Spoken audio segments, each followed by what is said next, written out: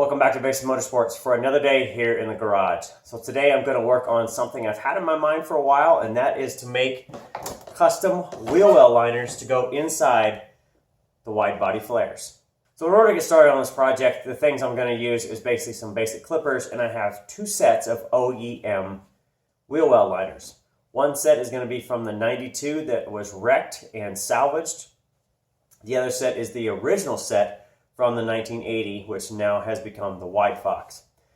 So in order to do this, the first thing I did was I took the 92 set and I have installed them on the car just to kind of get a feel for how they're going to fit against the wide body and everything else I've done in here. So now if you remember all the stuff I've had to do inside of here, you've got a different sway bar, you've got fuel lines that run up in there that weren't in there before, you have a brake line here, and then you also have brake lines and wiring, which is the alternator and the starter, which is these two pieces here. Now down underneath to make this fit, what I've had to do, if I get down into here, is I had to do a little bit of trimming. So everything kind of fits as it should, but you've got your fender here, you've got your lines, and then this is where they go up in, the opening. I've had to do a little bit of trimming back here to make this all kind of fit. So it still fits over the body flange.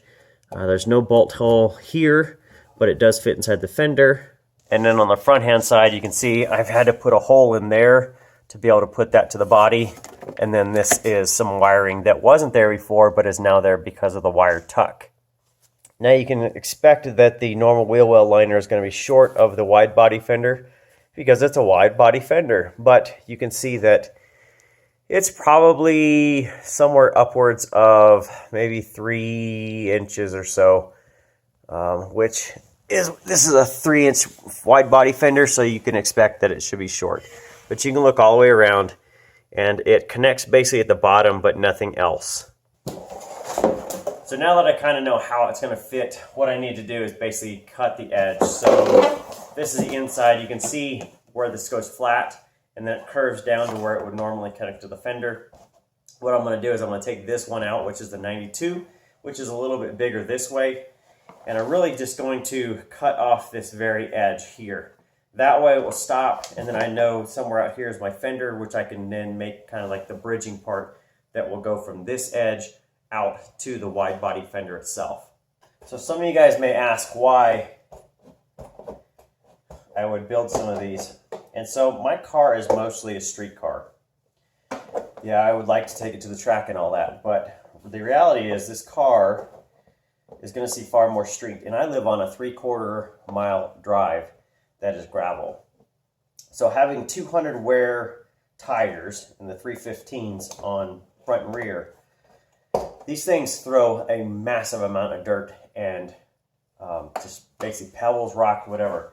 So when I get done after a drive, the whole inside of this fender well to the door itself is just piled with rocks, debris, whatever it can find. And I've also put up some pictures on Instagram and Facebook, and some of the guys had said, even with their track cars, what they find is that their wide body flares or their fenders, they throw a massive amount of rubber and things like that cake the inside of their doors and that. So they suggested maybe trying later on a set of SN95 flares or inner fenders because they are wider and they are more round to deal with the SN95. The reason I'm doing these, well, I'm going to do the piece part is to make sure it even works, and the other piece is that I've had both of these here in the garage. So the cost here is going to be just almost time. The bonding agent I think I can use here is what I used on the bumper itself, kind of the epoxy, the 2-part piece. So I think I can make all this stuff work together for nothing more than just time because I have all the pieces here. Okay, so with that all cut, what I'm going to do is I'm going to put it back in there, and then to kind of see, that should give me the idea of where does it stop in here, and then what do I need to bridge out in order to touch the fender well here. Okay, so with that cutaway, what you can see now is that depending on how far you go, if you get to the bottom here, you're looking at maybe probably about 1.5 inches, probably 2 inches really, to the edge of the backside of the flare to this. Now somewhere at the top, you're looking probably in the 4-inch range to get out to this curved edge here, so you can basically span all of that. And at the top, let's see, you're even looking maybe 4.5 just to even clear it. And really what I'd like to do is be able to do this from this edge all the way back to this rib here, so that I can get on to pretty much this flat surface here is what I want to use for my connection between this jumper, or this blocker, however you want to call it, to this. So that's really going to be about 6 inches. All right, so going straight up from the hub, I think what I'm going to do is put a screw in somewhere back in there to connect them. So you can see this rib right here is what is actually hitting on the edge of the inner fender, and that's the other one there. So this is my piece I just cut. Here's a screw hole that would attach it normally to the fender that I want to tuck behind the fender itself. So I'm going to put a screw probably right about here, and then I'm going to come down here and put another screw in and another screw in, and basically connect these together via screws, and then I can take it out and kind of bond them together before final trim. All right, so if you look at the fender, if you notice about the edge of it, roughly come over about 6 inches, what you're going to see is that you've got a line roughly about here. Now you have these 2 grooves. Of course, this is the inside, this is completely the outside. So if you cut right along here, roughly about 6 inches in, you'll get yourself a nice piece that should connect to the outside, and it will give you overlap. And the reason I want overlap is, one is structure, to make sure I have a good flat spot to where this piece here will connect to my other piece. And then if for any reason I have to move this, let's say in, I've got room to do that. If I need to move it out, I'm also going to have room to do that. It gives you a little bit of area, kind of like a grace area, that if you need to make adjustments or change it or anything else, you're going to have enough room. So I'm going to go ahead and cut this basically almost halfway through this, roughly about this line here. I'm going to go ahead and trim that with my scissors, my big cutters, and then that will give me a strip to work with. All right, so I've got some screws in there. So just for reference, here's my axle. So straight up is going to be roughly about 12 o'clock. You can see I've got a screw in there at 12. I've got another one about 10 o'clock. Another one, maybe about 8:30. And then you've got going down. Now if I go again, 12 o'clock, this is going to the front side. Roughly maybe about 2 o'clock, 2:30. And then you've got maybe, I don't know, 3 o'clock, 3:30, somewhere in there, but then you can see the bottom edge. Now the thing I'm struggling with is where I feel like I've got good coverage here all the way down, and even on the front, got it all the way down. What I'm struggling with is that this has too much tension on it. So if I push up here, what it does is it pops it out somewhere else. So what I want to do is take this piece and change it. So right now, if I showed you, it's underneath. You can see the color change. Kind of the light gray is on top, the darker black gray is on the bottom. What I want to do is I want to take this piece here, I want to take these screws out, and I'm going to switch it. So this will go on top to help lift this up here, and then screw it back together. So I've got holes through both, so my reference points are there. I just need to change that and see how it fits. All right, so I'm going to have to admit defeat on this. This thing is too strong. So these ribs in there, you can see how it's changed color, is that I have used a lot of heat on this sucker to really kind of get it to fit. If I come around, you just can't get enough flexibility out of this to be able to get it to work. So even when I use just even a piece that's got a rib in it and all that, just trying to fit it up to the back, it's just way too strong. The rib's definitely in the wrong place in the first piece of this, but this stuff is just too thick. It's just too thick and strong to really mold it the way I want. So I think using the inside piece for the front is a good thing, but when it gets to the edge, I need something a little bit more flexible. And cutting these up to make that work, I don't think it's going to work on either of the front or the rear. I think those are just going to have to be something I'm going to have to abandon. But I've got another idea.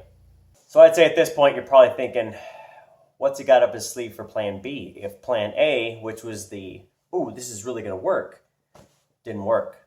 Well, I needed something that was flexible, easily to manipulate, and durable enough to hold. And so I thought about it, and then I went outside. What I came up with was, drum roll, this. Now you're wondering, what is that? It's yard edging.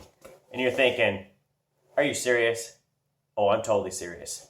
So this is an extruded piece, and I think it's about 4 inches, maybe 4.5. But you can see it's got a kind of a circular side. It's got some ribs on the back, and then on the front, it's got this piece here. The great thing is, this stuff is durable. Obviously, it's for your yard, so it's going to be outside in cold, hot, doesn't matter. Not going to melt in the sun, and it's pretty easy to manipulate. Now, it comes in a roll, so it's already curved, which is awesome because a wheel is round, and it needs to be round.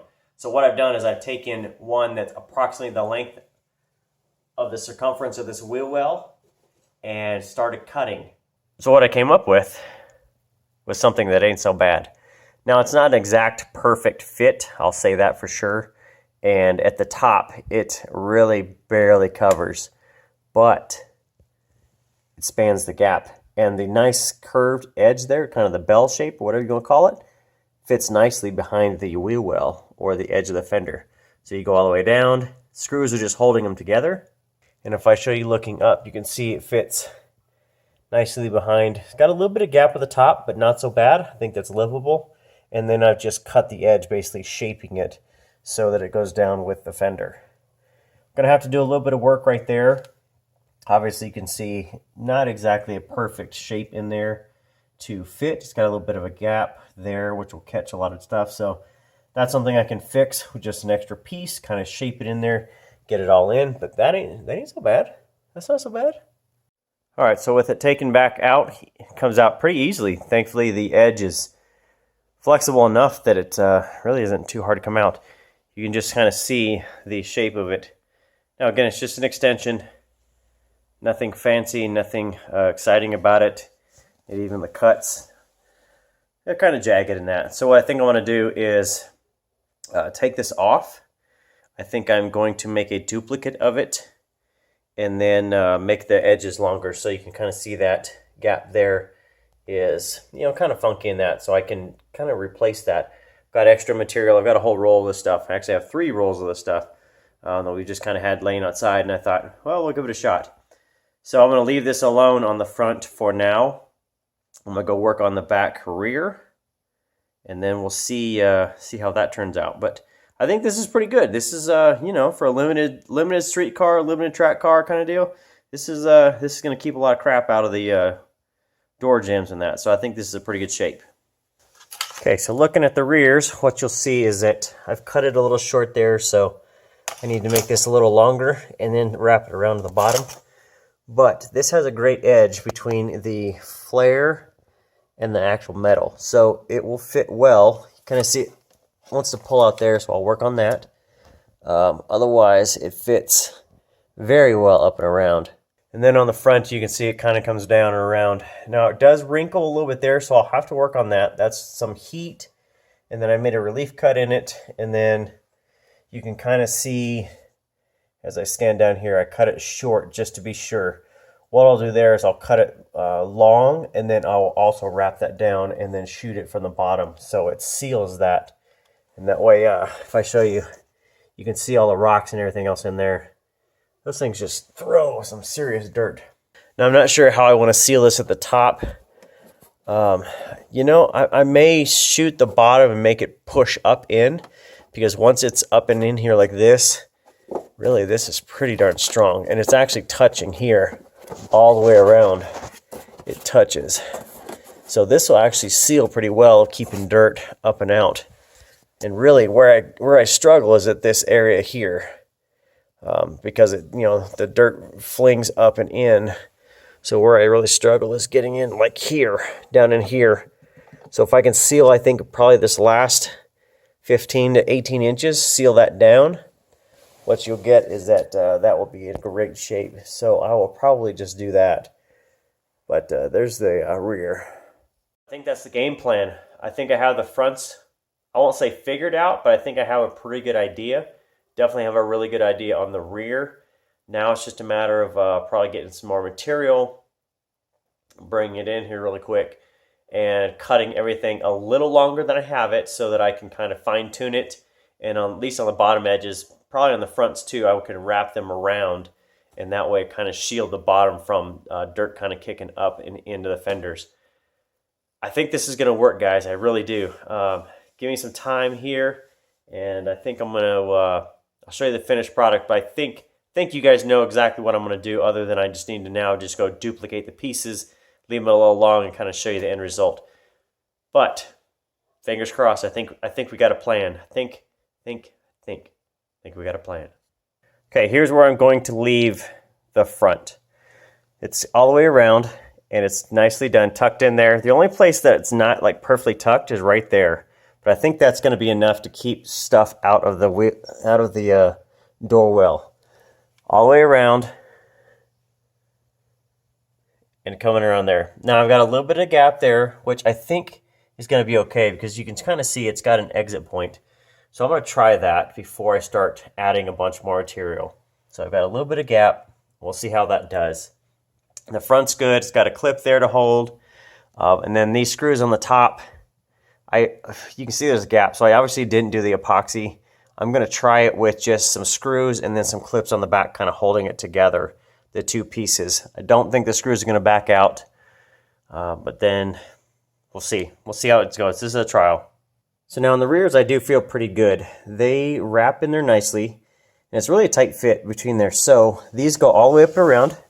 If I show you all the way around, these go all the way down in. A little bit of a wrinkle, so I just basically did a relief cut right there. You can kind of see the two pieces, and then it fits behind there.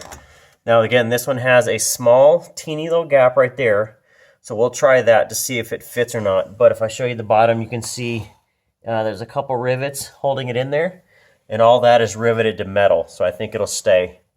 Now if I show you the back behind me, this place is a disaster. I have brought up tools, I have stuff everywhere, I have rivet pieces cut out. So now what I want to do prior to going and get the other side done, I want to go ahead and put all the tires back on, drop this thing to the ground, kind of give a once-over look to see how it's going to look on the ground. So stand by. We're going to put some tires on this. I'm going to sweep up, clean everything up, and then we are going to see how does this thing look when they are done. And then the next piece will be when I next drive it, see how it does.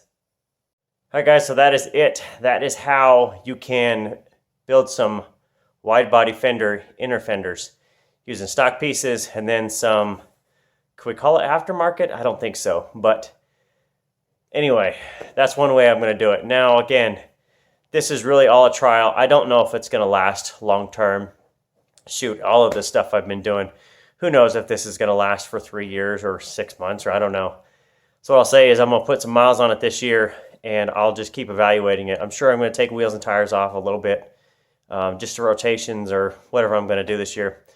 Now, if you have any questions on any of the materials I used, like the rivets were 1/8 inch by 1/4, check the description. I'll have links down there for all the stuff I used. That way, whether you want to buy it through the links or not, you at least can click on it, go check it out, see if that's something you can find locally or not. Otherwise, that's it. Thanks for watching, guys. Hopefully this has been a little bit informative, a little bit entertainment, because it's definitely not something you're going to find anywhere else on YouTube probably. So that's it. We'll see you next time. Thanks for watching. Thanks for subscribing. From Basin Motorsports, Kanan is clearly out.